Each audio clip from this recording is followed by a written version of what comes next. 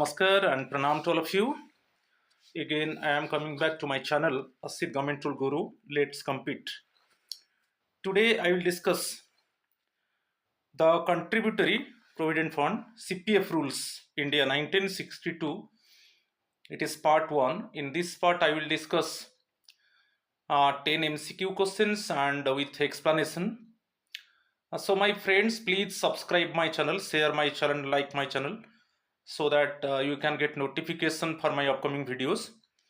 You know that after it means from 1st January 2004 NPS is there, and related to the old pension, it means before that, before NPS, two options were there. One is the old pension, it is related to the General Provident Fund GPF, and another one CPF. So CPF, it is only for those employees basically they are having no pension. Okay, it is the alternative of old pension, because you know, before 1/1/2004 two options were there. Now also in some departments also the contributory provident fund rule is there. Okay, so it is the very important part. Many exams also, it is the very important part. Now I am going to discuss CPF rules India 1962 part 1. You see, rule 1, short title and commencement. Actually, it is same thing, it is given in 1962. This scheme implemented by the government, and it is the alternative of old pension. Okay, and second one, definition. Definition I will discuss. First one, emoluments. It is very important one. Emoluments means here you consider only basic pay, right? Only you consider basic pay, and it is given you, see, leave salary. Suppose you know that when you have taken leave, then at that time you are getting leave salary. Okay, subsistence grant, you know, subsistence allowance, when the concerned employee is suspended, and then he will receive subsistence basically grant as defined in the fundamental rules. So basically you consider the basic pay. Okay, emoluments, basic pay, and other things also included. It is a dearness pay appropriate to pay leave salary or subsistence grant if admissible. So dearness pay and dearness allowance, both are different one. You know that DA is always on basic pay. Now for central government employees, DA is 46%, you know, but dearness pay is different one.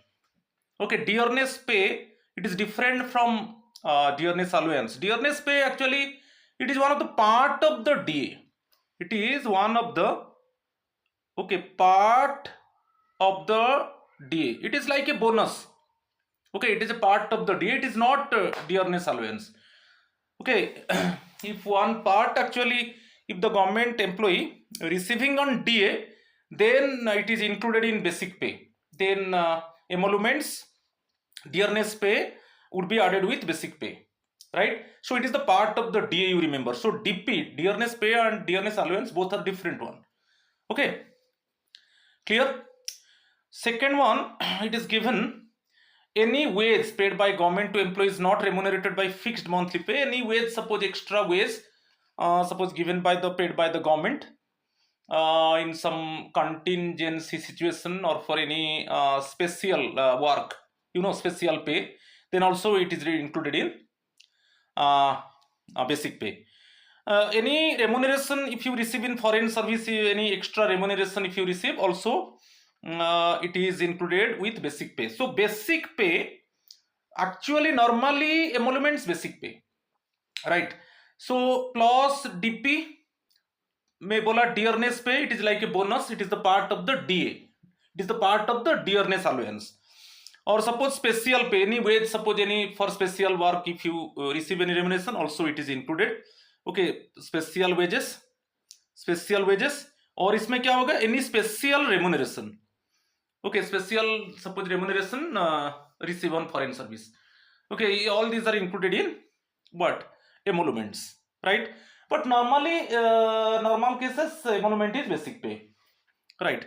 If the question is coming, suppose three things, just you remember. Okay, three things added with basic pay.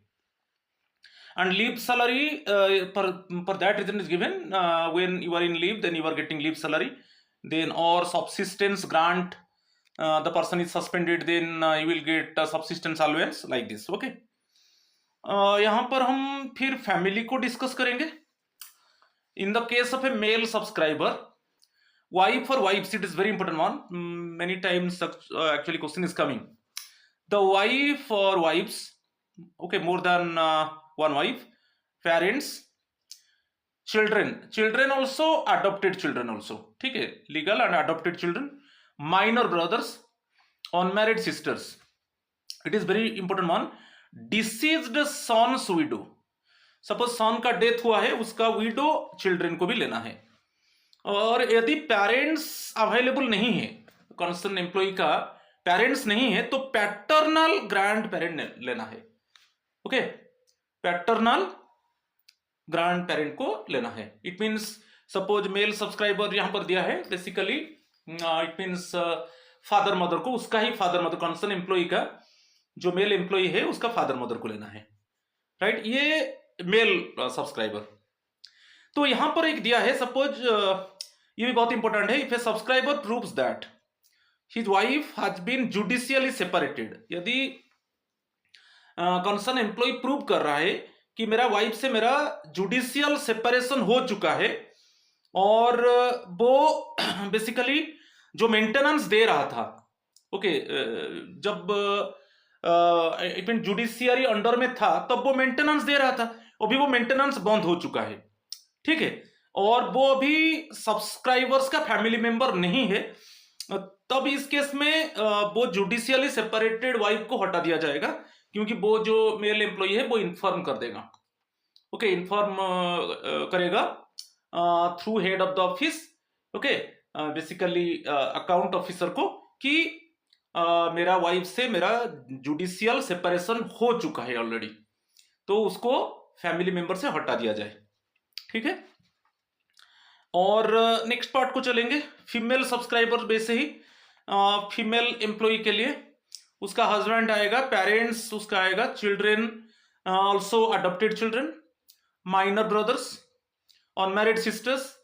Again जो female employ है उसका सन का window children, और यदि उसका parents नहीं है, जो फीमेल एम्प्लॉय का फादर, बेसिकली फीमेल एम्प्लॉय का पेरेंट्स नहीं है, तो ग्रैंड पेरेंट्स को लेना है, पैटर्नल ग्रैंड पेरेंट, ठीक है. तो ये बहुत इंपॉर्टेंट है. और यदि जो फीमेल एम्प्लॉय नोटिस लिखता है अकाउंट्स ऑफिसर को कि अभी मेरा हस्बैंड को एक्सक्लूड कर दिया जाए, ओके, तब बेसिकली हस्बैंड को हटा दिया जाएगा फैमिली मेंबर से. ओके, यदि जो फीमेल एम्प्लॉय है वो अकाउंट्स ऑफिसर को थ्रू नोटिस यदि मेंशन करेगा, अप्रोच करेगा कि मेरा हस्बैंड को मेरा फैमिली से हटा दिया जाए, तब हटा दिया जाएगा, ठीक है. एक्सप्रेस और desire to exclude her husband from her family, the husband shall henceforth be deemed to be no longer a member of the subscriber's family. मगर उसको किसको लिखना है? अकाउंट्स ऑफिसर को, ठीक है. ये भी बहुत इंपॉर्टेंट पार्ट है. और यहां पर थोड़ा चाइल्ड को हम डिस्कस करेंगे. लेजिटिमेट चाइल्ड आएगा और अडॉप्टेड चाइल्ड आएगा, ठीक है. तो ये सब डेफिनेशंस में आ जाता है, जैसे एमोलुमेंट्स और फैमिली, इसके ऊपर क्वेश्चन आता है. नेक्स्ट वन, रूल 3 जो है कॉन्स्टिट्यूशन ऑफ द फंड को चलेंगे. ये भी बहुत इंपॉर्टेंट है rule. The fund shall be maintain in rupees. ये जो फंड जो मेंटेन होता है ना, रुपीज में मेंटेन होता है. और सेकेंड वन जो है रूल 3 का, basically all sums paid into the fund under these rules shall be credited in the books, shall be credited in the books of government to an account named the contributory provident fund account. एक account होता है CPF account, वो CPF account में जमा होता है, क्योंकि subscriber का शेयर जमा होगा और जो गवर्नमेंट शेयर होगा, दोनों सीपीएफ अकाउंट में जमा होगा, ठीक है.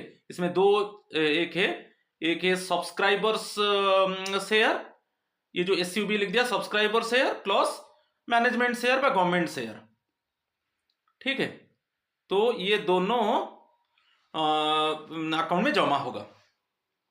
Next one, some of which payment has not been taken, some of which payment has not been taken within 6 months after they become payable under these rules shall be transferred to deposits after the 31st March। यदि suppose क्या है, suppose already पे हो चुका है मगर जमा नहीं हुआ है अमाउंट विद इन 6 मंथ्स, तो वो ऑटोमेटिकली 31 मार्च के बाद वो ऑटोमेटिकली डिपोजिट हो जाएगा।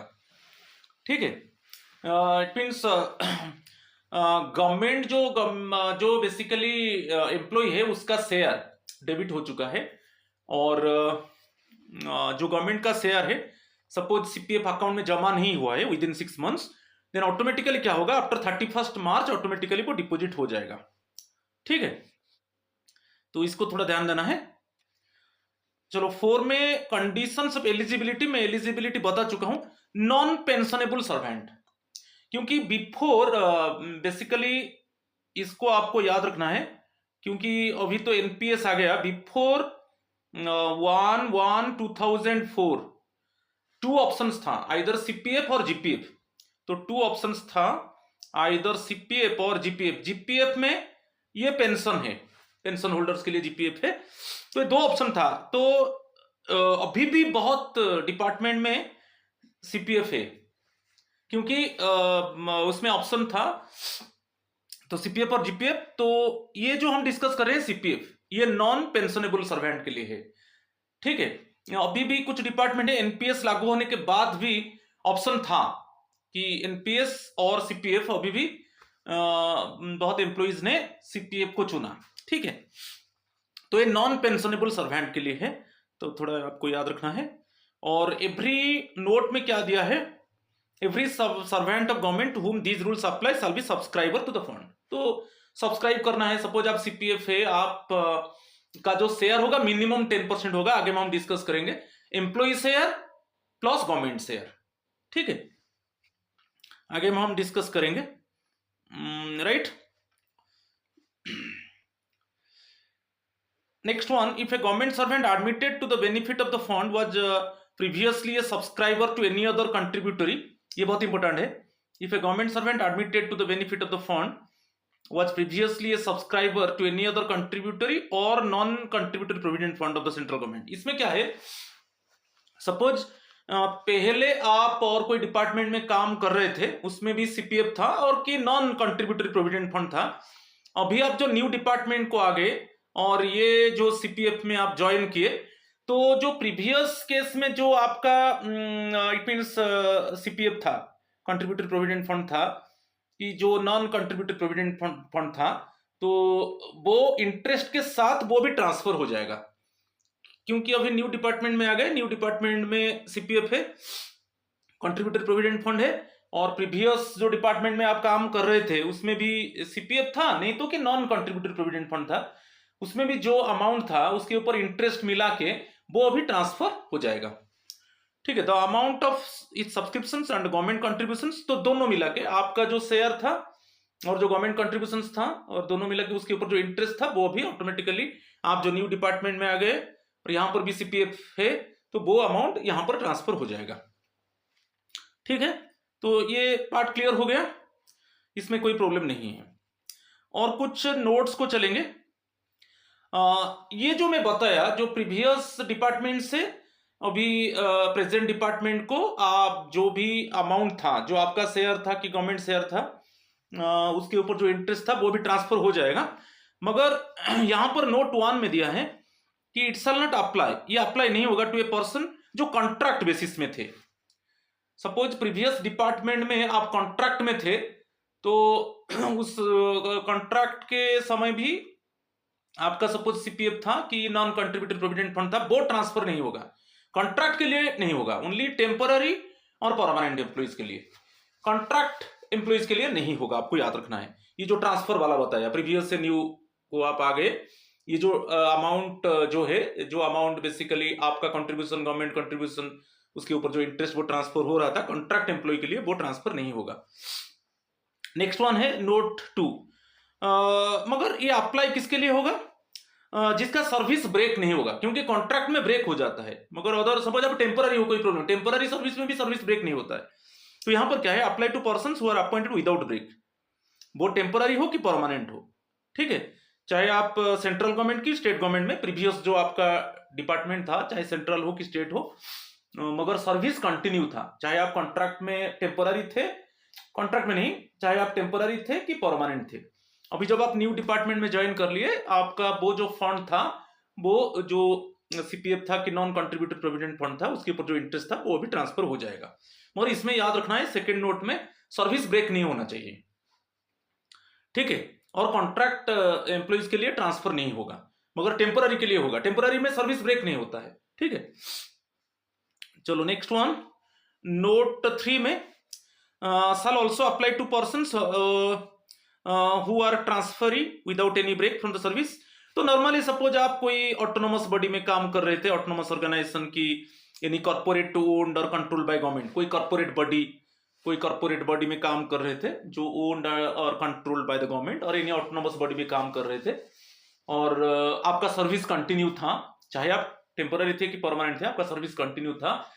आप अभी न्यू डिपार्टमेंट में ज्वाइन कर लिए और न्यू डिपार्टमेंट में आप सीपीएफ चुना, तो वो जो अमाउंट था प्रीवियस डिपार्टमेंट में वो ट्रांसफर हो जाएगा, ठीक है। तो यहां पर क्लियर हो गया, चाहे आप कोई corporate body control by the government, कोई autonomous body control by the government, तो उसमें जो आपका कंट्रीब्यूटरी फंड था कि नॉन कंट्रीब्यूटरी फंड था, वो ट्रांसफर हो जाएगा जब आप न्यू डिपार्टमेंट को आ गए, ठीक है।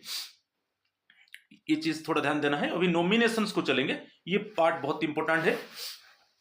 नॉमिनेशंस में फर्स्ट दिया है, subscriber shall at the time of joining the fund, ये क्वेश्चन आता है, send to the accounts officer a nomination through the head of office conferring one or more persons the right to receive the amount that may stand to his credit in the fund in the event of his death। तो आपको nomination देना है। तो जब आप fund में newly join करोगे, तो आप जिसको भी नॉमिनेशन रखोगे, आपका फैमिली मेंबर्स, चाहे वन हो और मोर देन वन हो, मोर देन वन मेंबर्स को भी आप रख सकते हो, और आप थ्रू हेड ऑफ ऑफिस आप किसको सेंड करना है नोटिस? अकाउंट्स ऑफिसर को। किसको सेंड करना है नोटिस? अकाउंट्स ऑफिसर को देना है through the head of the office. और यदि मोर देन वन पर्सन होता है, आप नॉमिनी रखना चाहते हो, तो कितना कितना शेयर, सपोज आप 3 पर्सन रोका 30%, 40%, तो सपोज 2 पर्सन को रोका 60-40, ओके, तो आप ऐसे रख सकते हो, 60% 40% ऐसे रख सकते हो। तो मोर देन वन पर्सन को आप नॉमिनी रख सकते हो, मगर through the head of the office आप अकाउंट्स ऑफिसर को भेजना है, ठीक है।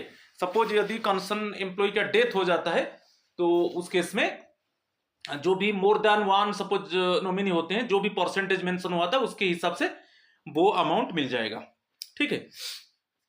और मजा बात है, यदि आपका फैमिली मेंबर्स है, आप और बाहर से और किसी को चुन नहीं सकते, ओनली आप फैमिली मेंबर्स को चुन सकते हो। Okay, if you are having family members, then only you choose the family members as nominee. Okay, you cannot choose any outside person। मगर ये याद रखना है, सपोज आपका कोई फैमिली मेंबर्स नहीं है, तो आप आउटसाइड से किसको आप चूज कर सकते हो। इसमें भी ऐसा नहीं है, ओनली पर्सन मीन्स यहाँ पर क्या है, सपोज कोई चैरिटेबल इंस्टीट्यूशन, ये भी हो सकता है, आपको याद रखना है, कोई चैरिटेबल इंस्टीट्यूशन, कोई ऑर्गेनाइजेशन आप भी नॉमिनी के आकार में रख सकते हो। मगर ऑप्शन है, यदि आपका फैमिली मेंबर्स है, ओनली फैमिली मेंबर्स को नॉमिनी रखना है, ठीक है। यदि कोई भी फैमिली मेंबर्स नहीं है, तब आप आउटसाइड पर्सन को रख सकते हो, और एनी ऑर्गेनाइजेशन, कोई चैरिटेबल ऑर्गेनाइजेशन भी रख सकते हो, ठीक है। मगर फैमिली मेंबर है, ओनली फैमिली मेंबर्स को नॉमिनी के आकार में रखना है, और मोर देन वन मेंबर होगा तो आप परसेंटेज भी मेंशन करोगे, ठीक है। मगर आपको जब आप पॉइंट में ज्वाइन करोगे, जो नॉमिनी आप चूज करोगे, तो through the head of the office आप अकाउंट्स ऑफिसर को भेजना है। एक क्वेश्चन आता है इसके ऊपर, ठीक है। चलो नेक्स्ट वन, और क्या दिया है, provided further that the nomination is made by the subscriber in respect of any other provident fund to which he was subscribing before joining the fund.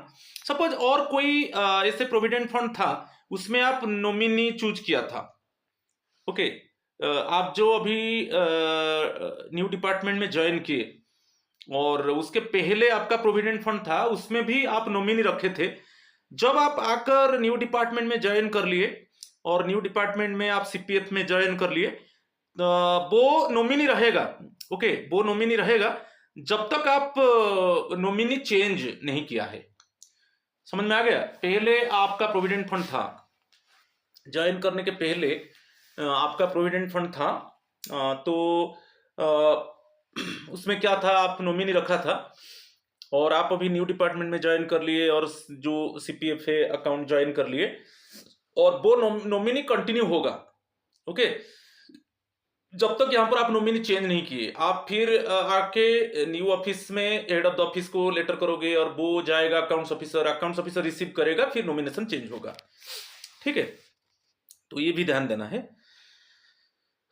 और यहां पर है, मैं बता चुका हूं, यदि आप नॉमिनेट्स मोर देन वन पर्सन, यदि आप मोर देन वन पर्सन नॉमिनी रखते हो, सपोज 3 लोगों को रखा, आप 3 लोगों को रखा आप नॉमिनी के आकार में, तो एक को सपोज आप मेंशन किया 30%, एक को 40% और एक को 30%, ऐसे आप रख सकते हो। मोर देन वन पर्सन नॉमिनी रख सकते हो, मगर ये परसेंटेज आपको मेंशन करना है। सपोज आप 3 लोगों को रखा है तो कितना कितना परसेंटेज उनको मिलेगा, सपोज आपका डेथ हो जाता है, वो भी आपको मेंशन करना है। ठीक है, और कोई भी टाइम में, ये बहुत इंपॉर्टेंट है सब्सक्राइबर, आप कोई भी टाइम में आप नॉमिनेशन कैंसिल कर सकते हो। मगर कैंसिल करने के लिए क्या है, आप वैसे ही नोटिस भेजोगे अकाउंट्स ऑफिसर को। ठीक है, नोटिस भेजोगे by sending a notice in writing to the accounts officer. तो कोई भी टाइम में आप नॉमिनेशन को कैंसिल कर सकते हो। ठीक है, द सब्सक्राइबर साल अलोंग विथ सच नोटिस, जब आप नोटिस भेज रहे हो कि मेरा ये सपोज नॉमिनी को कैंसिल कर दिया जाए, तब उसी नोटिस के साथ आप न्यू नॉमिनी दे सकते हो। Okay, when you send notice to the accounts officer, in the along with same notice, also you can mention the new nominee name, और अदरवाइज आप सेपरेटली दे सकते हो। नोटिस के साथ न्यू नॉमिनी का नाम दे सकते हो और आप सेपरेटली दे सकते हो, कोई प्रॉब्लम नहीं। याद रखना है, जब आप नोटिस दे रहे हो कि मेरा ये जो प्रेजेंट नॉमिनी को कैंसिल कर दिया जाए, नोटिस भेजोगे, नोटिस के साथ न्यू नॉमिनी का नाम आप दे सकते हो, अदरवाइज सेपरेटली आप न्यू नॉमिनी का नाम दे सकते हो, मगर आप किसको भेजोगे, अकाउंट्स ऑफिसर को भेजोगे। ठीक है, ये बहुत इंपॉर्टेंट है। तो ये भी क्वेश्चन आता है, आपको याद रखना है, नोटिस के साथ आप न्यू नॉमिनी का नाम दे सकते हो, अदरवाइज सेपरेटली दे सकते हो। बस चलो नेक्स्ट। सपोज इसमें क्या है, सपोज सब्सक्राइबर के पहले नॉमिनी, जो आप नॉमिनी दिया था, नॉमिनी का डेथ हो जाता है सब्सक्राइबर के पहले, तो ये बहुत इंपॉर्टेंट है। In respect of specified nominee that in the event of his predeceasing the subscriber, ये क्या है, यहां पर भी मेंशन होता है कि सब्सक्राइबर जो आप जो नॉमिनी दिया था, सपोज सब्सक्राइबर कौन है, कंसर्न एम्प्लॉय है, गवर्नमेंट एम्प्लॉय है। ठीक है, सब्सक्राइबर मींस वो कंसर्न एम्प्लॉय है, तो उसके पहले सपोज नॉमिनी का डेथ हो जाता है, तो वहां पर वो एक ऑप्शन देता है, सपोज मेरा ये नॉमिनी का डेथ हो जाएगा, तो ये और इस न्यू जो उसमें एक ऑल्टरनेटिव नॉमिनी आपको देना है। तो ऑल्टरनेटिव नॉमिनी आप दिया है तो वो ट्रांसफर ऑटोमेटिकली हो जाएगा। मगर ये केस क्या है, यदि नॉमिनी का पहले डेथ हो जाता है। ठीक है, अभी क्या है, आप जो कंसर्न एम्प्लॉय है, कंसर्न एम्प्लॉय के पहले नॉमिनी का डेथ हो जाता है, तो इस केस में आपको एक ऑप्शन देना है, यदि मेरा नॉमिनी का डेथ हो जाता है तो ऑल्टरनेटिव नॉमिनी को ट्रांसफर कर दिया जाएगा वो अमाउंट। ठीक है, इसे भी आप दे सकते हो। ठीक है, ऑल्टरनेटिव नॉमिनी भी दे सकते हो, क्यों नहीं, तो सपोज पहले सब्सक्राइबर का डेथ, पहले नॉमिनी का डेथ हो जाता है, तो ये होगा ना, तो ऑल्टरनेटिव है, आप ऑल्टरनेटिव नॉमिनी दे सकते हो। ठीक है, और इसको ज्यादा हम डिस्कस नहीं करेंगे। इन that the nomination shall become invalid in the event of happening of a अच्छा, invalid कब होगा, nomination shall become invalid कब होगा, जब आप provided that if at the time of, suppose देखिए इनवैलिड कब होगा, आपका कोई फैमिली मेंबर नहीं थे, आप और किसी को आउटसाइड, किसी पर्सन को, कि कोई चैरिटेबल ऑर्गेनाइजेशन को, कोई चैरिटेबल इंस्टीट्यूशन को आप चुना था नॉमिनी के आकार में, मगर अभी आप फैमिली एक्वायर कर लिया, सपोज आप अभी मैरिज कर लिया, तो मैरिज करने से वाइफ आ गया, तो अभी ऑटोमेटिकली आप जो बाहर से आउटसाइड से जो नॉमिनी चूज किए थे वो इनवैलिड हो जाएगा। आप समझ रहे कि नहीं? आप अभी अकेला थे, आपका कोई फैमिली मेंबर्स नहीं था, तो आप कोई आउटसाइड पर्सन को नॉमिनी किए थे कि कोई आउटसाइड ऑर्गेनाइजेशन को नॉमिनी किए थे। यदि आप अभी मैरिज कर लिया, ठीक है, तो ऑटोमेटिकली नॉमिनी कौन हो जाएगा? आपका वाइफ हो जाएगा, और जो आउटसाइड जो पर्सन है कि आउटसाइड ऑर्गेनाइजेशन जो नॉमिनी था वो ऑटोमेटिकली इनवैलिड हो जाएगा। ठीक है, ठीक है, तो ये दिया है से it shall become invalid in the event of his subsequently acquiring a family, right. चलो next one, immediately on the death of the nominee. अच्छा, ये केस क्या है? सपोज आप नॉमिनी दिया था, नॉमिनी का पहले डेथ हो गया और आप अल्टरनेटिव नॉमिनी नहीं दिया, तो आप फिर क्या करोगे? अल्टरनेटिव नॉमिनी का तो पहले डेथ हो गया, आप तो अल्टरनेटिव नॉमिनी नहीं दिया है, तो इस केस में फिर आपको फ्रेश नॉमिनी को चूज करना है और again you send notice to the accounts officer, okay, for fresh nomination. Alternative nominee दिया होता तो जो नॉमिनी का डेथ हो जाता है तो ऑटोमेटिकली वो ऑल्टरनेटिव नॉमिनी जो दिया है वो ऑटोमेटिकली वो इट मींस ओरिजिनल नॉमिनी हो जाएगा। मगर आप ऑल्टरनेटिव नॉमिनी नहीं दिया है तो फिर आपको अकाउंट्स ऑफिसर को फ्रेश नॉमिनेशन देना है। ठीक है, वही है जो सबसेक्शन 6 है। नेक्स्ट क्या है? 7th वाला, every nomination made and every notice of cancellation given by subscriber shall to the extent that it is. अच्छा, कब वैलिड होगा? जब आप फ्रेश नॉमिनेशन, सपोज आपका जो एग्जिस्ट नॉमिनी है आप उसको कैंसिल करना चाहते हो, तब आप अकाउंट्स ऑफिसर को नोटिस भेजोगे। If you want to cancel the exist nominee then you send notice to the accounts officer. जब अकाउंट्स ऑफिसर आपका नोटिस को रिसीव करेगा तो प्रीवियस नॉमिनेशन कैंसिल होगा। जब अकाउंट्स ऑफिसर आपका फ्रेश नॉमिनेशन नोटिस को रिसीव करेगा, याद रखिए, तो वो कब होगा? Take effect on the date on which it is received by the accounts officer. जो न्यू नॉमिनेशन की न्यू नॉमिनी जो आप चूज किया तब वो कब से वैलिड होगा, कब से इफेक्ट होगा? न्यू नॉमिनी कब से इफेक्ट होगा? From which date actually new nomination would be effective one? जब जो आप नोटिस भेजोगे कि प्रेजेंट नॉमिनी को कैंसिल कर दिया जाए और ये न्यू नॉमिनी को एक्सेप्ट कर दिया जाए, जब अकाउंट्स ऑफिसर आपका नोटिस को रिसीव करेगा तब आपका उस जिस डेट में रिसीव करेगा उसी डेट से आपका जो न्यू नॉमिनेशन है वो एक्सेप्ट कर दिया जाएगा। इसके ऊपर भी क्वेश्चन आता है। ठीक है, चलो यहां पर थोड़ा पर्सन को बताया है। सपोज आपका कोई फैमिली मेंबर्स नहीं है तब आउटसाइड में कोई पर्सन को चूज कर सकते हो, और इस केस में मैं बताया था आप कोई कंपनी, कोई एसोसिएशन, कोई बॉडी ऑफ इंडिविजुअल्स, इनको भी आप, कोई ट्रस्ट, कोई चैरिटेबल ट्रस्ट को भी आप चूज कर सकते हो। ठीक है, तो जो पर्सन और पर्सन है ओनली एक इंडिविजुअल नहीं, ये मत समझो कि ओनली इंडिविजुअल से पर्सन है एक इंडिविजुअल की, पर्सन मोर देन वन इंडिविजुअल, ऐसा नहीं है, इंस्टीट्यूशंस भी होगा। ठीक है, राइट। सब्सक्राइबर्स अकाउंट, ये बहुत इंपॉर्टेंट है। रूल 6, तो रूल 5 याद रखिए, रूल 5 क्वेश्चन आता है। जो रूल 5 था वो नॉमिनेशन के ऊपर था, ये रूल के ऊपर भी क्वेश्चन आता है। रूल 5 जो था नॉमिनेशन था। ठीक है, तो ये सब याद रखना है। जैसे first one short title and commencement की, 2 जो रूल 2 था डेफिनेशन था। ठीक है, रूल 3 जो था वो बेसिकली एलिजिबिलिटी था। 4 जो था कॉन्स्टिट्यूशन ऑफ फंड था, कि 5 था नॉमिनेशन। 6 है सब्सक्राइबर्स अकाउंट। अकाउंट में क्या क्या रहता है? आपके नाम पे अकाउंट ओपन होगा, आपका सब्सक्रिप्शन, आपका एक शेयर होता है जो एम्प्लॉय का शेयर होता है, और गवर्नमेंट शेयर रूल 11 में आएगा, गवर्नमेंट शेयर। रूल 12 में इंटरेस्ट आएगा। ओके, बेसिकली ये किसके ऊपर इंटरेस्ट आएगा ना? सब्सक्राइबर का, जो एम्प्लॉय शेयर के ऊपर इंटरेस्ट होगा। और फिर गवर्नमेंट शेयर, जो गवर्नमेंट का कंट्रीब्यूशन होता है उसके ऊपर इंटरेस्ट आएगा। और कोई बोनस मिलता है वो रूल 12A में आएगा। और एडवांस विथड्रॉल, ये सब अकाउंट्स में आएगा। ये तो 6 चीज को याद रखना है। फर्स्ट वन एम्प्लॉय शेयर, हम एम्प्लॉय को सब्सक्राइबर बोलते हैं, एम्प्लॉय शेयर और government contribution. Okay, government contribution rule 11 में है। और इंटरेस्ट, जो एम्प्लॉई शेयर के ऊपर इंटरेस्ट और गवर्नमेंट कंट्रीब्यूशन के ऊपर इंटरेस्ट, कोई बोनस मिलता है, रूल 12A में डिस्कशन होगा, और एडवांसेस एंड विथड्रॉल, ये सब सब्सक्राइबर्स अकाउंट में आएगा। ये 5 जो 5 ऑप्शन है ना, उसको याद रखना है, ठीक है।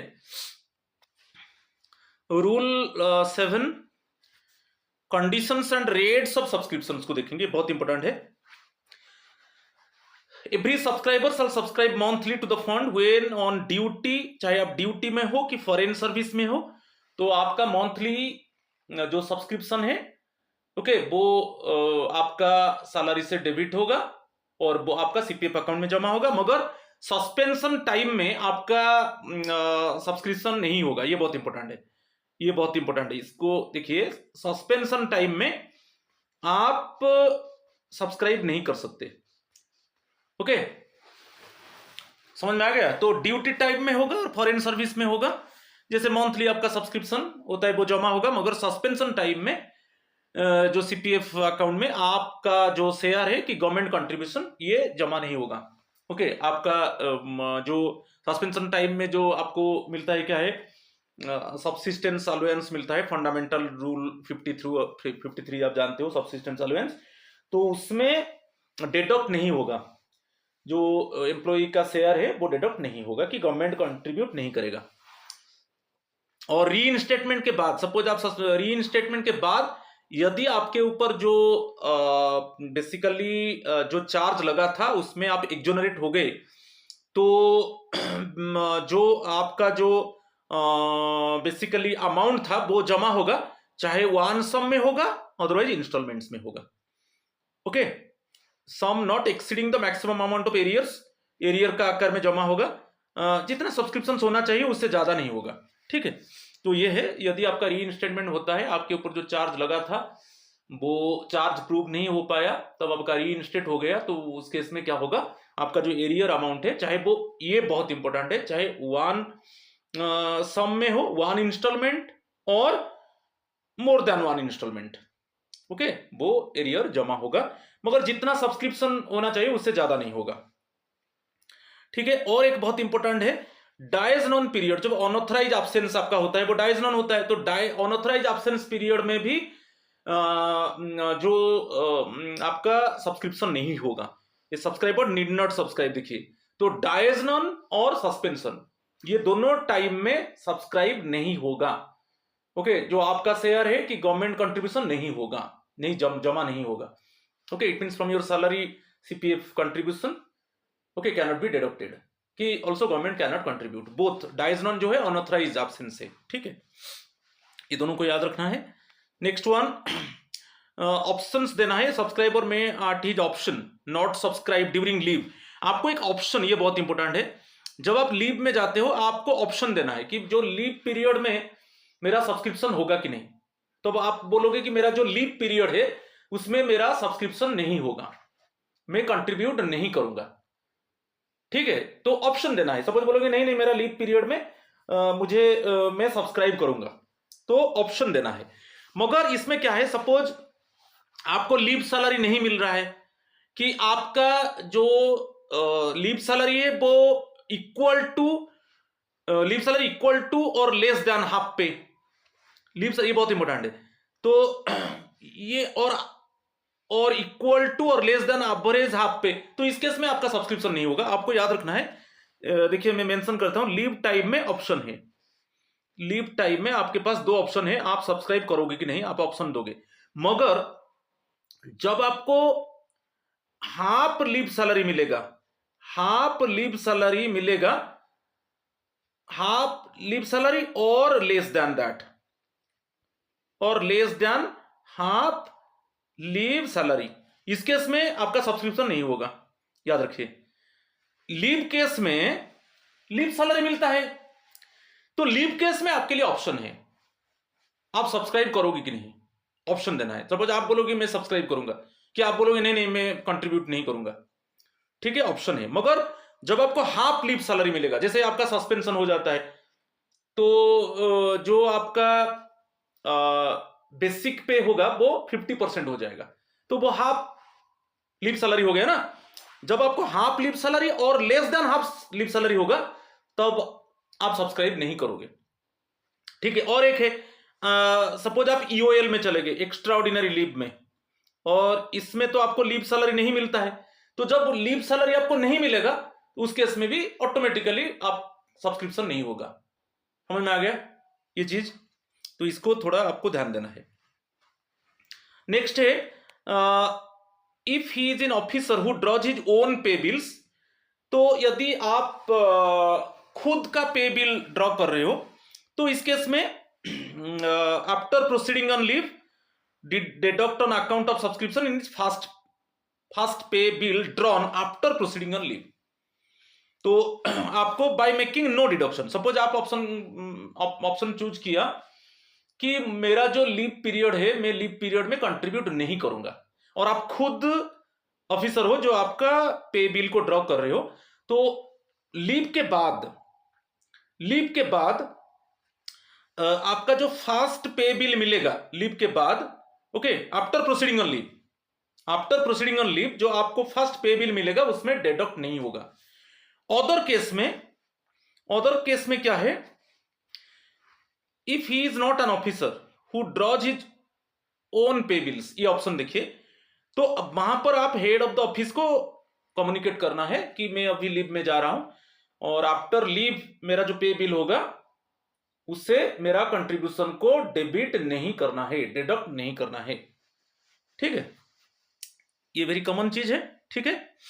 और आप सपोज आप कम्युनिकेट नहीं करोगे तो ऑटोमेटिकली आपका लीव पीरियड, कोई ऑप्शन आप चूज नहीं करोगे तो ऑटोमेटिकली लीव पीरियड में भी आपका सब्सक्राइब होगा, क्योंकि लीव पीरियड में आपको लीव सैलरी मिलेगा और सब्सक्राइब होगा। तो ये चीज को वही दिया है, failure to make due and timely intimation shall be deemed to constitute an election to subscribe। आप कोई ऑप्शन नहीं चूज किया तो ऑटोमेटिकली आप लीव में गए तो उसमें ऑटोमेटिकली वो डेबिट होगा, आपका कंट्रीब्यूशन होगा, आपका सब्सक्राइब होगा, ठीक है। Next one, the subscriber, the option of A subscriber intimated under this सब रूल शैल बी फाइनल। तो जो भी ऑप्शन चूज करोगे उसके हिसाब से होगा। और एक है, सपोज आप लीव प्रिपेरेटरी टू रिटायरमेंट में चले गए कि आपको मेडिकल अथॉरिटी ने इनकम्पिटेंट अनफिट डिक्लेयर किया और आपका जो सब्सक्रिप्शन था withdrawn the amount of subscription and interest, okay, तो तब तक shall not subscribe to the fund after such withdrawal unless he returns to duty. ये क्या है, सपोज आप अभी लीव प्रिपेरेटरी टू रिटायरमेंट, आप जानते हो 300 डेज होता है बिफोर रिटायरमेंट, आप अभी लीव प्रिपेरेटरी टू रिटायरमेंट में चले गए कि आपको मेडिकल अथॉरिटी ने अनफिट डिक्लेयर किया और आप जो अमाउंट ऑफ सब्सक्रिप्शन था आप विथड्रॉ कर लिए, उसके ऊपर इंटरेस्ट, तो जब तक आप फिर ड्यूटी में ज्वाइन नहीं करोगे तब तक आप सब्सक्राइब नहीं कर सकते। Shall not subscribe to the fund after such withdrawal unless he returns to duty. तो आपको याद रखना है, बहुत कॉमन चीज है लीव प्रिपेरेटरी टू रिटायरमेंट। और सपोज मेडिकल अथॉरिटी ने आपको अनफिट डिक्लेयर किया, उसी पीरियड में आप अमाउंट ऑफ सब्सक्रिप्शन इंटरेस्ट को विथड्रॉ किया, तो जब तक आप फिर ज्वाइन नहीं करोगे तब तक आप सब्सक्राइब नहीं कर सकते, ठीक है। ये भी बहुत इंपॉर्टेंट है, ये चीज को आपको थोड़ा ध्यान देना है। नेक्स्ट वन, और एक मजा बात है, जिस मंथ में आप सर्विस क्विट कर रहे हो तब आपको प्रीवियस मंथ में इंफॉर्म करना है, प्रीवियस मंथ में आपको इंफॉर्म करना है हेड ऑफ द ऑफिस को कि मेरा नेक्स्ट मंथ में मैं क्विट करना चाहता हूं इसी डेट में, मगर मेरा सब्सक्रिप्शन होगा। प्रीवियस मंथ में आप कोई ऐसा इंफॉर्मेशन नहीं दिया तो आप सपोज प्रेजेंट मंथ में क्विट करना चाहते हो तो प्रेजेंट मंथ में आपका सब्सक्रिप्शन नहीं होगा, आप कंट्रीब्यूट नहीं कर सकते, वही दिया है। A subscriber shall not subscribe to the fund for the month in which he quits service. मगर ये कब होगा, जब प्रीवियस मंथ में आप इंफॉर्म कर दोगे कि मैं next month subsequent month I will quit the job but it means my subscription would be there. तो आप प्रीवियस मंथ में इंफॉर्म कर दोगे तो ओके, आप इट मीन्स सब्सक्रिप्शन कर सकते हो। मगर आप प्रीवियस मंथ में कोई हेड ऑफ द ऑफिस को कोई इंफॉर्मेशन नहीं दिया और आप क्विट कर रहे हो प्रेजेंट मंथ में, तो प्रेजेंट मंथ में आप सब्सक्रिप्शन नहीं कर सकते, ठीक है। तो ये चीज को आपको थोड़ा ध्यान देना है। रेट्स को देखेंगे, ये भी बहुत इंपॉर्टेंट है। Rule 8, rates of subscription. Rates क्या है भाई, होल रुपीज में आएगा, मिनिमम 10% है, 10% से कम नहीं होगा। जो बेसिक पे में बताया था, नॉर्मली बेसिक पे होता है ना, ओके, तो मिनिमम 10%, मिनिमम 10% होगा। और मैक्सिमम टोटल एमोलुमेंट्स, मैक्सिमम कितना होगा ना, टोटल एमोलुमेंट्स, टोटल एमोलुमेंट्स की आप एक अमाउंट फिक्स करोगे, मगर मिनिमम जो, सपोज आप अमाउंट फिक्स करोगे कि मेरा 20,000 एवरी मंथ में, मेरा 20,000 कंट्रीब्यूशन होगा। गवर्नमेंट कंट्रीब्यूशन वही रहेगा, गवर्नमेंट कंट्रीब्यूशन वही रहेगा 10%। गवर्नमेंट कंट्रीब्यूशन नहीं, गवर्नमेंट कंट्रीब्यूशन वही 10% रहेगा। जैसे आपका सपोज एमोलुमेंट्स बेसिक पे है तो गवर्नमेंट कंट्रीब्यूशन फिक्स रहेगा, मगर आपका कंट्रीब्यूशन आप फिक्स करोगे, आगे में हम डिस्कस करेंगे।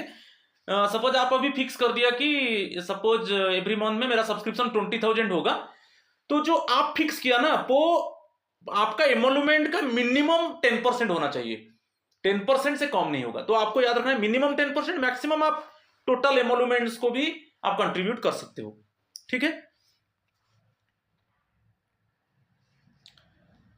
नेक्स्ट वन, अच्छा, एमोलुमेंट्स कैसे फिक्स होगा।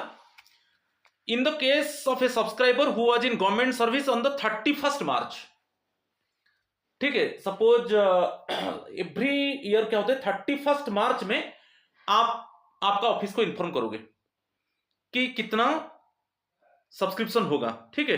तो basically the emoluments to his he was entitled on that date, तो आपको 31st मार्च, बेसिकली 31st मार्च में आपको इन्फॉर्म करना है कि कितना सब्सक्रिप्शन होगा। और जो भी सब्सक्रिप्शन आप फिक्स करोगे वो मिनिमम 10% से कम नहीं होगा, ठीक है, समझ में आ गया।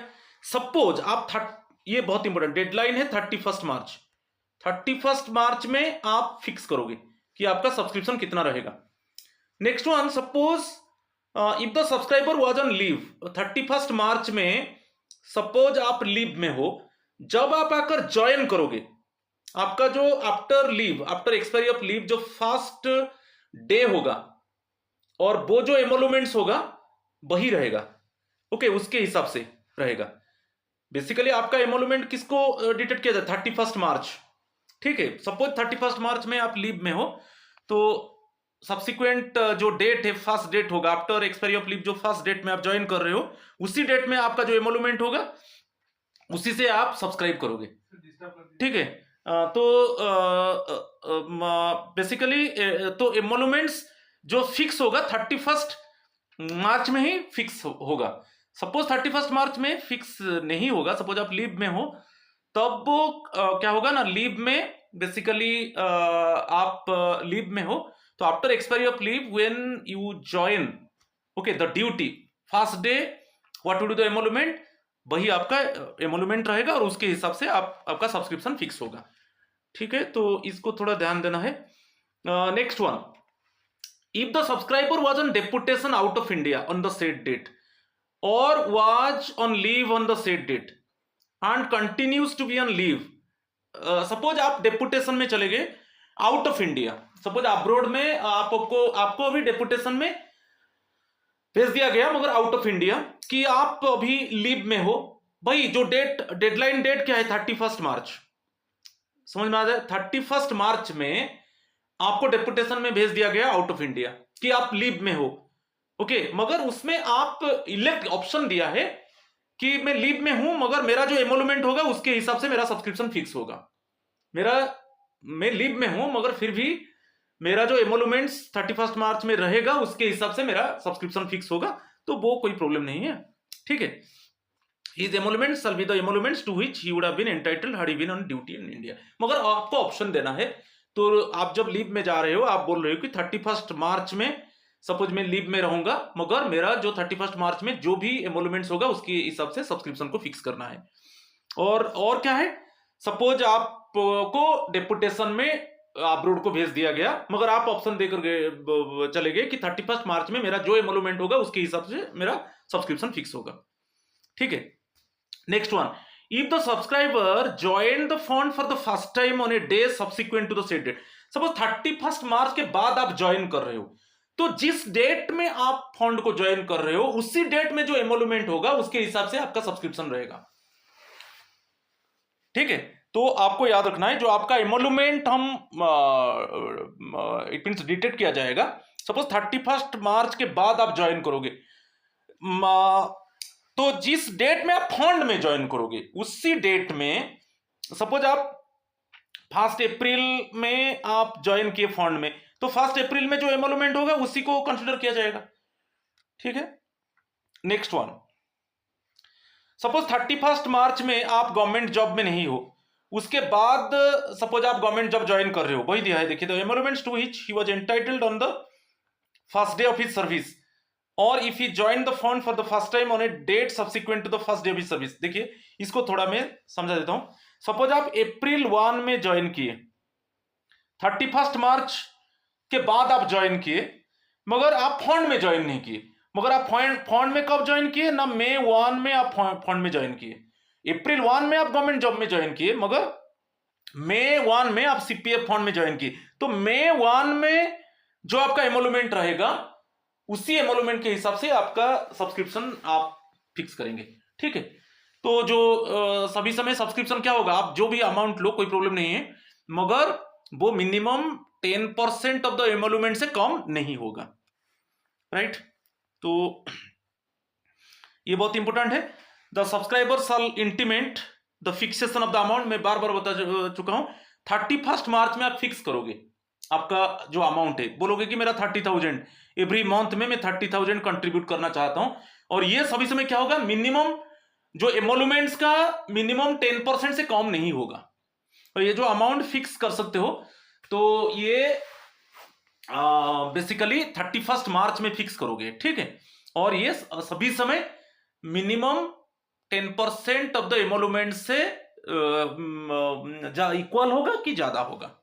राइट, चलो नेक्स्ट वन, सपोज आप 31 मार्च, वही सेम थिंग, 31 मार्च में आप लीव में हो, तो लीव एक्सपायरी होने के बाद सपोज आप मार्च 15 में ज्वाइन किए कि अप्रैल 20 को ज्वाइन किए, तो जिस डेट में आप ज्वाइन करोगे उसमें आप फिक्स करोगे आपका अमाउंट को। जिस डेट में आप ज्वाइन करोगे उसी डेट में आप फिक्स करोगे आपका अमाउंट। ठीक है, तो वही दिया है कि प्रेसिडिंग, सपोज आप लीव में, यहां पर दे दिया देखिए, एंड इलेक्टेड नॉट टू, आप इलेक्ट किया है elected not to subscribe during such leave. आप, ये ऑप्शन है कि आप लीव में ऑप्शन है कि आप सब्सक्राइब करोगे कि नहीं। आप ऑप्शन यहां पर दे दिया कि मेरा लीव में मैं सब्सक्राइब नहीं करना चाहता हूं, तो लीव के बाद जो आपका फर्स्ट पे बिल होगा उसमें जो भी कंट्रीब्यूशन होगा,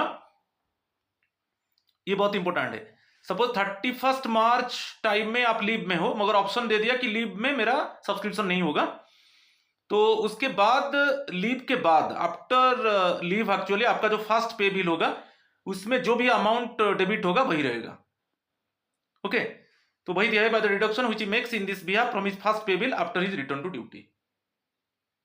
ठीक है, तो आप ड्यूटी में ज्वाइन कर लिए और आपका जो फर्स्ट पे बिल होगा उसमें जो भी आप अमाउंट डिडक्ट किया वही अमाउंट डिडक्ट होता रहेगा।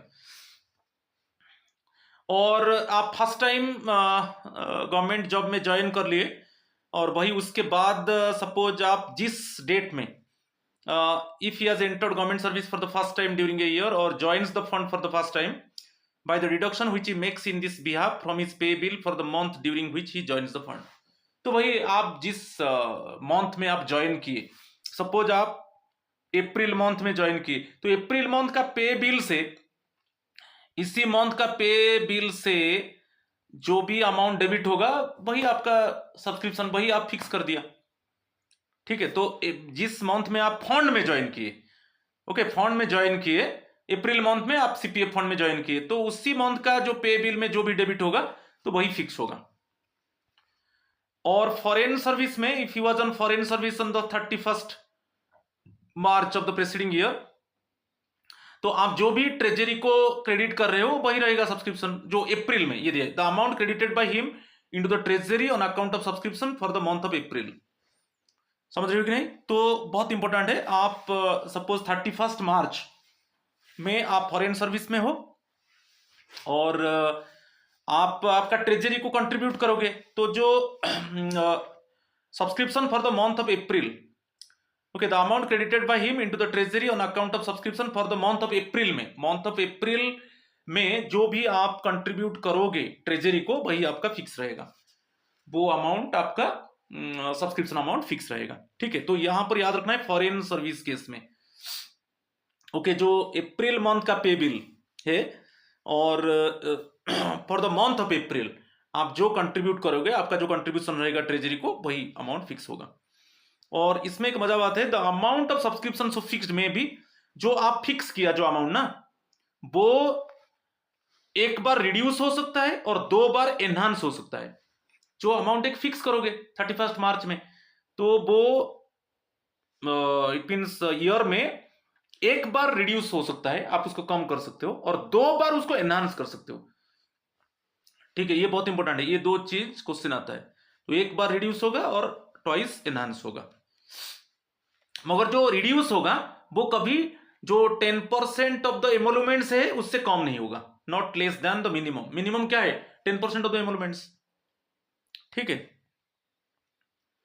Provided further that if a subscriber is on leave without pay और लीव, हाँ ये जो चीज है मैं बताया, लीव विदाउट, आप लीव में हो, आपको कुछ लीव सैलरी नहीं मिल रहा है, कि आपको जो सैलरी मिल रहा है वो हाफ पे लीव के हिसाब से सैलरी मिल रहा है, कि उससे कम है, तो उसमें बेसिकली जितना the amount of subscription payable shall be proportionate to the number of days spent on duty. तो ये दे दिया, if a subscriber is on leave without pay और लीव ऑन हाफ पे और average half pay for a part of a calendar month and he has elected not to subscribe during such leave. आप subscribe होता है, मैं मेरा ये leave period में मैं कंट्रीब्यूट नहीं करना चाहता हूं, तो जितना ड्यूटी आप किया प्रोपोर्शनेट के हिसाब से वो सब्सक्रिप्शन होगा। तो ये भी बहुत इंपॉर्टेंट था। ठीक है, तो इसको थोड़ा याद कर लीजिए। सपोज आप लीव विदाउट पे और लीव ऑन हाफ पे और average half pay for a part of a calendar month, तो इस केस में क्या है ना,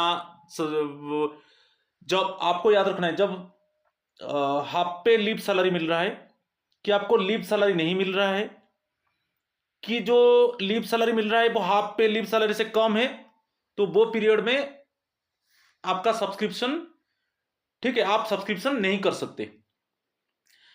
ठीक है, और मगर जो लीव में, आप लीव टाइम में आप ऑप्शन है कि आप मैं कंट्रीब्यूट नहीं करना चाहता हूं लीव पीरियड में, तब इस केस में जो ड्यूटी उसको छोड़ दीजिए, जो ड्यूटी पीरियड होगा प्रोपोर्शनेट के हिसाब से सब्सक्रिप्शन होगा। रूल 9 में ट्रांसफर टू फॉरेन सर्विस और डेपुटेशन आउट ऑफ इंडिया, इस केस में कोई प्रॉब्लम नहीं है। एज यूजुअल, जैसे आप सपोज आप फॉरेन सर्विस में चले गए कि डेपुटेशन आउट ऑफ इंडिया, तो इस केस में नॉर्मली जैसे यहां पर आप ड्यूटी कर रहे हो, जैसे आपका सब्सक्रिप्शन डेबिट हो रहा है, वैसा ही होगा। ठीक है, वो दे दिया, when a subscriber is transfer to foreign service और sent on deputation out of India, he shall remain subject to the rules of the fund in the same manner as if you are not so transferred और sent on deputation. कोई problem नहीं है। अब sir foreign service में जाओ कि deputation out of India, तो ऐसा नहीं है। जैसे यहां पर जैसे आप ड्यूटी कर रहे हो, जैसे आपका सब्सक्रिप्शन डेबिट हो रहा है, वैसा ही होगा। ठीक है, और रियलाइजेशन ऑफ सब्सक्रिप्शन में क्या है, when emoluments are drawn from a government treasury in India or from an authorized office of disbursement outside India, recovery of subscriptions on account of these emoluments and of the principal and interest of advances shall be made from the emoluments themselves। तो यहाँ पर है when emoluments are drawn from a government treasury, suppose आपका government treasury India, government treasury से आपको basically मिल रहा है, salary मिल रहा है, और from an authorized office of disbursement outside India, outside India में कोई ऑथराइज ऑफिस से मिल रहा है, तो ऑटोमेटिकली वो जो सब्सक्रिप्शन एडजस्ट वो करेगा। ट्रेजरी से सैलरी मिल रहा है, ट्रेजरी एडजस्ट करेगा, और आप आउटसाइड इंडिया डेपुटेशन में चले गए और वहां पर जो ऑथराइज्ड ऑफिस से आपको सैलरी मिल रहा है, जो एमोलुमेंट्स मिल रहा है, उसके हिसाब से वो सब्सक्रिप्शन डेबिट होगा। When emoluments are drawn from any other source, suppose यहां पर मैं बताया क्या, गवर्नमेंट में ट्रेजरी से मिल रहा है, तो ट्रेजरी आपका सब्सक्रिप्शन को एडजस्ट करेगा, और आउटसाइड में आप डेपुटेशन में चले गए और वहां पर आपका ऑथराइज ऑफिस से आपको एमोलुमेंट्स मिल रहा है वो एडजस्ट करेगा, और एनी अदर सोर्स से मिल रहा है तो वो अमाउंट किसके पास जाएगा, अकाउंट्स ऑफिसर के पास जाएगा आपका जो सब्सक्रिप्शन है। तो subscriber shall forward his dues monthly to the accounts officer. समझ में आ रहा है कि नहीं? तो ये बहुत इंपॉर्टेंट है। जैसे आप फॉरेन सर्विस में चले गए, फॉरेन सर्विस में आपका जो कंट्रीब्यूशन है आपका अकाउंट ऑफिसर को भेजना चाहिए, ठीक है। ये जो दिया है deputation to a body corporate owned और कंट्रोल बाय गवर्नमेंट, कोई कॉर्पोरेट बॉडी को आप चले गए, जैसे मैं फॉरेन सर्विस के बारे में बताया, कोई ऑटोनोमस बॉडी को चले गए, कोई कॉर्पोरेट बॉडी को आप चले गए आज फॉरेन सर्विस में, तो इस केस में आपका कंट्रीब्यूशन अकाउंट्स ऑफिसर को फॉरवर्ड किया जाएगा, ठीक है। तो ये था, अभी कुछ 10 क्वेश्चंस में बोला था डिस्कस करेंगे। Which among the following is और are correct with regard to making nomination under CPF India rules 1962। Nomination के ऊपर मैं डिस्कस कर चुका हूँ रूल 5 में। ए subscriber shall at the time of joining the fund send to the accounts officer through the head of the office a nomination conferring one or more persons the right to receive the amount that may stand to his credit in the fund।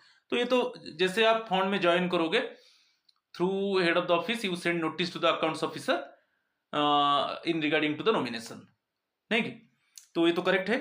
A subscriber may at any time cancel a nomination by sending a notice in writing to the accounts officer. यदि आप present nomination को cancel करना चाहते हो तो accounts officer को आपको notice देना है, और अकाउंट्स ऑफिसर जब वो नोटिस को रिसीव करेगा तब ऑटोमेटिकली जो एग्जिस्टिंग नॉमिनेशन था वो कैंसिल हो जाएगा, और जो आप जो मेंशन किया है कि अभी मेरा ये न्यू नॉमिनी वो इफेक्ट हो जाएगा।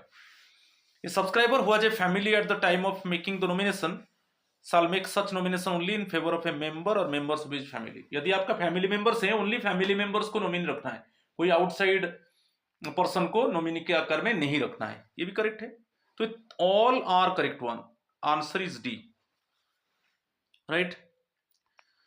Question number 2, every nomination made and every notice of cancellation given by a subscriber under CPF India Rules 1962 shall, to the extent that it is valid, take effect on the date on which। Suppose आप notice भेजा accounts officer को कि मेरा जो present nomination है उसको cancel कर दिया जाए, और मैं अभी जो नोटिस के साथ जो न्यू नॉमिनी दिया उसको इफेक्ट कर दिया जाए, ठीक है। जब अकाउंट्स ऑफिसर रिसीव करेगा आपका नोटिस को, जिस डेट में रिसीव करेगा उसी डेट से न्यू नॉमिनेशन इफेक्ट हो जाएगा। तो option B is the correct answer, it is received by the accounts officer. जिस डेट में अकाउंट्स ऑफिसर आपका नोटिस को रिसीव करेगा उसी डेट से आपका न्यू नॉमिनेशन इफेक्ट हो जाएगा। Question number 3, which among the following is are correct with regard to CPF rules 1962। Child means legitimate child and includes an adopted child, ये ठीक है। Legitimate child, adopted child include होगा। Fund means general, fund means the general provident fund, ये इसको कर दो contributory कर दो, ठीक है। इसको कंट्रीब्यूटरी कर दो provident fund. Year means financial year, इसको जनरल प्रोविडेंट नहीं, ये कंट्रीब्यूटरी कर दो। तो option D all of the above रहेगा, राइट। तो जनरल को डिलीट करके कंट्रीब्यूटरी कर दो। Question number 4, a subscriber shall subscribe monthly to the CPF fund except during the period. किस पीरियड में सब्सक्राइबर सीपीएफ सब्सक्राइब नहीं कर सकता? मैं बता चुका हूं कि suspension, dies non. Dies non जो अनऑथराइज एब्सेंस पीरियड में कंसर्न एम्प्लॉय सब्सक्राइब नहीं कर सकता, सस्पेंशन पीरियड में सब्सक्राइब नहीं कर सकता, ठीक है। तो यहां पर option both 1 and 3, option C is the correct answer. Question number 5, a subscriber under CPF India rules 1962 may at any time cancel a nomination by sending a notice। किसको नोटिस भेजना है? आप जो प्रेजेंट नॉमिनेशन है उसको cancel करना चाहते हो तो accounts officer through head of the office send notice to the accounts officer, right. Next question, question number 6, every nomination under CPF India rules 1962 shall be made in the form set forth in which schedule? First schedule आपको याद रखना है। Option A is the correct answer. Question number 7, family in the case of a female subscriber under CPF India rules 1962 includes, husband include होगा, parents include होगा, children, minor brothers and unmarried sisters, ठीक है, deceased sons, widow and children, ये सब include होगा। मैं family में discuss कर चुका हूँ, husband, parents, father mother, children both legal and adopted, minor brothers and minor sisters, और जो फीमेल एम्प्लॉई है उसका सन का डेथ हुआ है तो उसका विडो और चिल्ड्रन, ये सब होगा, all of the above. Question number 8, emoluments under CPF India rules 1962 includes which of the following? First one पे एंड लीव सैलरी, तो बेसिक पे, और आप लीव में हो तो लीव सैलरी मिलता है। डियरनेस पे में बताया था एक पार्ट है, डियरनेस अलाउंस का एक पार्ट है बोनस की तरह, वो भी इंक्लूड होगा। और कोई स्पेशल पे आपको मिल रहा है वो भी इंक्लूड होगा। कोई सपोज यहाँ पर फॉरेन सर्विस में कोई एनी रेम्यूनरेशन आपको मिल रहा है वो भी इंक्लूड होगा, मैं बताया था। तो बेसिक पे सपोज आपको डियरनेस पे एक पार्ट होता है डियरनेस अलाउंस का, और प्लस कोई फॉरेन सर्विस में कोई रेम्यूनरेशन है, ओके, फॉरेन सर्विस में कोई रेम्यूनरेशन है तो वो भी इंक्लूड होगा, और कोई स्पेशल पे मिल रहा है, स्पेशल पे, वो भी इंक्लूड होगा। तो यहां पर जो है वो सभी इंक्लूड होगा, तो option D is the correct answer. Question number 9, which rule of CPF India rules 1960 prescribe nomination? Nomination बहुत इजी है, रूल 5 में नॉमिनेशन को एक्सप्लेन किया गया है। और question number 10, which of the following statement is incorrect? 1, in regarding to the CPF India rules 1962, every subscriber shall subscribe monthly to the fund when on duty or foreign service। Monthly आपको contribute करना है चाहे आप duty में हो कि foreign service में हो, ये करेक्ट है। A subscriber need not subscribe during a period treated as dies non, ये भी करेक्ट है। जो अनऑथराइज एब्सेंस पीरियड है, अनऑथराइज एब्सेंस पीरियड में आप सब्सक्राइब नहीं कर सकते, ओके, CPF फंड में, ठीक है। और third statement, when a subscriber is transferred to foreign service or spent on deportation out of India, he shall remain subject to the rules of the fund in the same manner as if he were not so transferred or sent on deportation, ये भी correct है। चाहे आप foreign service में जाओ और कोई deputation में आउटसाइड ऑफ इंडिया को जाओ, तो आपका जो सब्सक्रिप्शन रहेगा, जैसे आज यूजुअल इंडिया में आप ड्यूटी कर रहे हो जैसे सब्सक्रिप्शन था वैसा ही रहेगा, ये भी करेक्ट है। The amount of subscription not less than 6% of emoluments, ये इनकरेक्ट है। सभी समय not less than 10% of the emoluments, okay, not less than 10% of the emoluments, minimum subscription, maximum total पूरा एमोलुमेंट्स हो सकता है, ठीक है। तो यहां पर जो इनकरेक्ट है और आंसर होगा ऑप्शन 4। तो माय फ्रेंड्स, ये फर्स्ट पार्ट था। सेकेंड पार्ट में और कुछ जो पार्ट्स हम डिस्कस करेंगे, right. So please subscribe my channel, share my channel and like my channel so that you can get notification for my upcoming videos. Thank you and again namaskar to all of you.